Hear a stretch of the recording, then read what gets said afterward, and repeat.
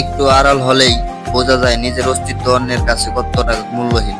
জীবন সহজ নয়, সহজ করে নিতে হয়, কিছুটা অপেক্ষা করে, কিছুটা সহ্য করে, আর অনেক কিছুই বুঝেও না বোঝার চেষ্টা করে। পৃথিবীর সবচেয়ে দামি দুটি জিনিস হলো বিশ্বাস আর অপেক্ষা। সম্পর্কের নামে যাই হোক না কেন, মন খারাপের সময় যে পাশে থাকে সেই প্রিয় মানুষ।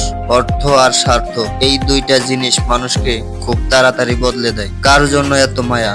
এই শহরে আপন বলতে শুধুই তো নিজের ছায়া। জীবন নিয়ে কতটা কাহিনী, অথচ নিঃশ্বাস বন্ধ হলে জীবনের গল্প শেষ।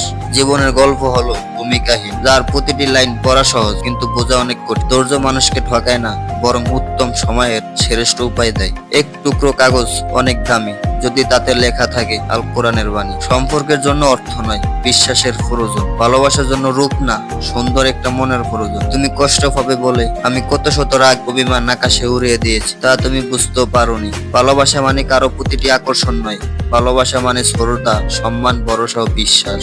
খুব বেশি পছন্দের মানুষের সাথে বেশি দিন সম্পর্ক থাকে। বুঝলে প্রিয়, হাজারটা মানুষ চাই না, হাজারটা প্রিয় মানুষের ভিড়ে তোমাকে চাই প্রিয়। মানুষের জীবনে এমন একটা ইচ্ছা থাকে যা কখনো পূর্ণতা পায় না, আর সেই ইচ্ছাটাই হয়তো পুরো পৃথিবীর দরকার নেই, শুধু মন বোঝার মতো একটা মানুষ হলেই যথেষ্ট। যদি তুমি আগলে রাখো আমায়, তাহলে আমি সারা জীবন ভালোবাসবো তোমায়। ইচ্ছেগুলো খুবই অল্প, কিন্তু প্রতিটি ইচ্ছেতেই না পাওয়ার গল্প। শূন্যতার বন্দি আমি, তুমি বন্দি খেয়ালে, বাসাগুলো আটকে আছে নীরবতার দেয়ালে। পুরুষ মাত্রই প্রতিষ্ঠিত হতে হবে, রিক্ত শূন্য নারীকে ভালোবাসার লোকের অভাব হয় না, কিন্তু ভেঙে পড়া পুরুষের দিকে কেউ ফিরেও তাকায় না।